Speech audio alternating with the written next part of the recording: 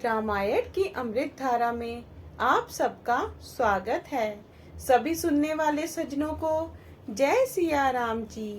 रामायण के पिछले भाग में आपने वहां तक सुना था जब विश्वामित्र ने कहा, अपराध क्षमा करिए, बालक के दोष गुणों को साधु लोग नहीं गिनते।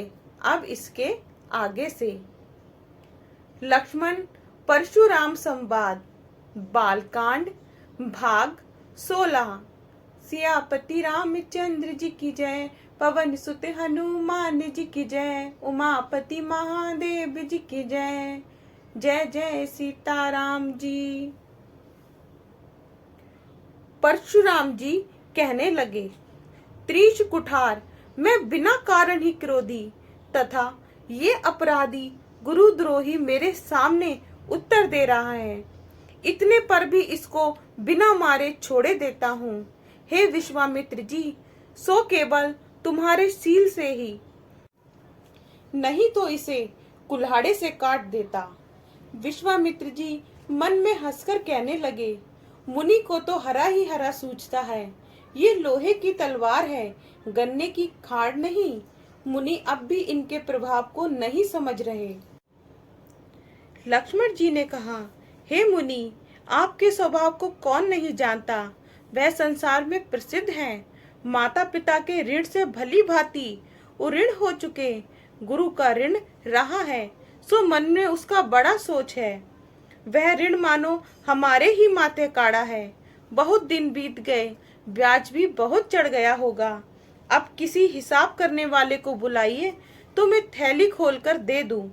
कटु वचन सुनकर परशुराम जी ने कुठार सुधारा। तब सब सभा पुकारने लगी। लक्ष्मण बोले, हे परशुराम जी, आप फरसा दिखा रहे हैं।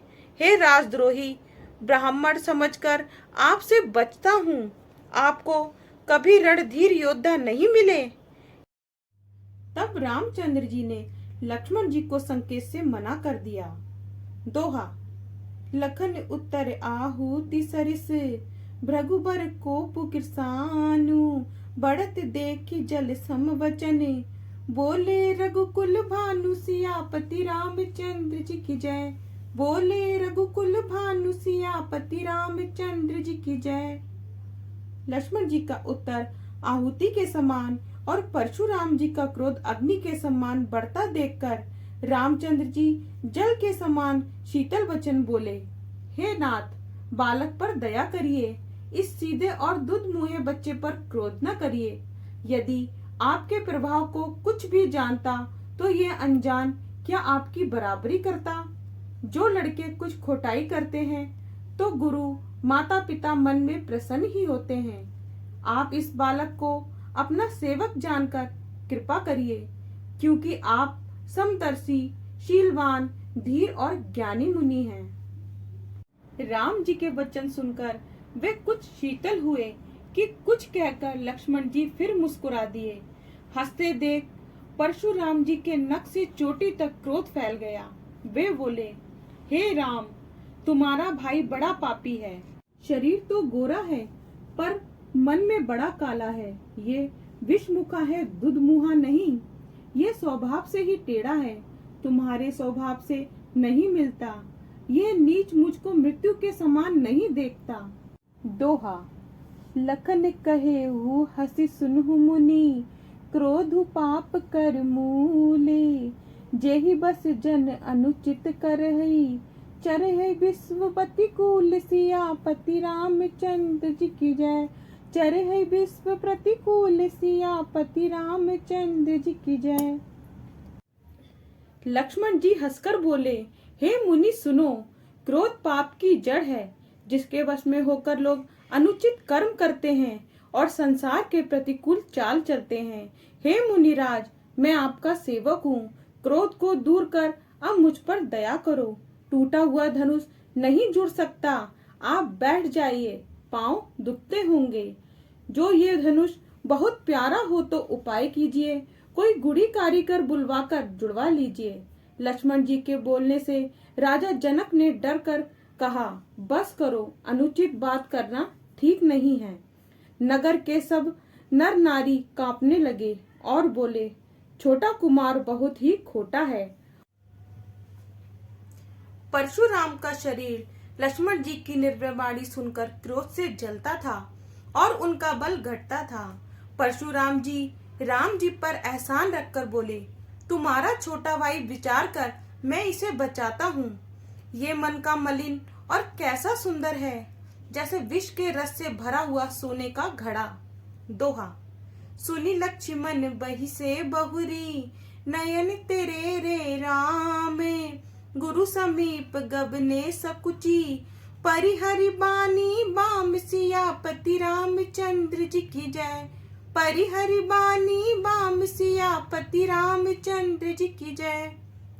ये सुन लक्ष्मण जी हंसे तो राम जी ने आंखों से डपट दिया। तब लक्ष्मण जी सकुचाकर विरुद्ध वचन बोलना छोड़कर गुरु के पास चले गए। रामचंद्र जी दोनों हाथ जोड़ कोमल और शीतल वचन बोले, हे नाथ सुनिए, आप स्वभाव से ही चतुर हैं। बालों के वचनों पर ध्यान न दीजिए। बर और बालकों का एक ही स्वभाव होता है। संत जन इन्हें कोई दोष नहीं देते, फिर इसने तो आपका कुछ काम भी नहीं बिगाड़ा है। हे नाथ, आपका अपराधी तो मैं हूँ। हे गुसाई, कृपा कोप बद और बंधन जो कुछ करना हो दास समझकर मुझ पर करिए। जिस प्रकार आपकी रिस जाए सो जल्दी कहिए। हे मुनि नायक, मैं वही उपाय करूं। मुनि बोले, हे राम, क्रोध कैसे जाए, तुम्हारा भाई तो अब भी टेढ़ी दृष्टि से ही देख रहा है। इसके कंठ में कुठार न मारा तो मैंने कोप करके भी क्या किया। जिस कुठार की भयंकर गति को सुनकर राजाओं की रानियों के गर्भ गिर जाते हैं, उसी फरसे के रहते भी मैं बैरी राजपुत्र को जीता देख रहा हूँ। हाथ नहीं चलाता, रिस से छाती जलती है। विधाता विपरीत हो गया, इससे मेरा स्वभाव बदल गया। नहीं तो मेरे हृदय में किसी के ऊपर दया कैसी। आज दया असनेह दुख सह रही है। ये सुनते ही लक्ष्मण जी हंसकर सिर निवाया और कहा, हे नाथ, आपकी कृपा रूपी वायु आपकी मूर्ति के अनुकूल है। वचन बोलते हैं तो मानो फूल झड़ते हैं। हे मुनि जी, कृपा करने में आपका शरीर जलता है, क्रोध होने में विधाता ही शरीर की रक्षा करेंगे। यह सुन परशुराम जी ने कहा, हे जनक, देख ये मूर्ख बालक हट करके यमपुर में घर चाहता है। इसे जल्दी आंखों की ओट से क्यों नहीं करते। ये राजपूत देखने में छोटा है पर बड़ा ही खोटा है। परशुराम का शरीर लक्ष्मण की निर्भय वाणी सुनकर क्रोध से जलता था और उनका बल घटता था। परशुराम जी राम जी पर एहसान रखकर बोले, तुम्हारा छोटा भाई विचार कर मैं इसे बचाता हूँ। ये मन का मलिन है और कैसा सुंदर है, जैसे विष के रस से भरा हुआ सोने का घड़ा। दोहा। सुनी लक्ष्मण बही से बहुरी, नयन तेरे रे राम। गुरु समीप गवने सोगची, परिहरि बानी बाम सियापति रामचंद्र जी की जय। परिहरि बानी बाम सियापति रामचंद्र जी की जय। क्या हुआ? यह सुन लक्ष्मण जी हंसे तो राम जी ने आंखों से डपट दिया। तब लक्ष्मण जी सकुचाकर विरुद्ध वचन बोलना छोड़ गुरु के पास चले गए। रामचंद्र जी दोनों हाथ जोड़ कोमल और शीतल वचन बोले, हे नाथ सुनिए, आप स्वभाव से ही चतुर हैं। बालक के वचनों पर ध्यान न दीजिए। बर और बालकों का एक ही स्वभाव होता है। संत जन इन्हें कोई दोष नहीं देते, फिर इसने तो आपका कुछ काम भी नहीं बिगाड़ा है। हे नाथ, आपका अपराधी तो मैं हूँ। हे गुसाई, कृपा को बध और बंधन जो कुछ करना हो दास समझकर मुझ पर कीजिए। जिस प्रकार आपकी रिस जाए सो जल्दी कहिए। हे मुनि नायक, मैं वही उपाय करूं।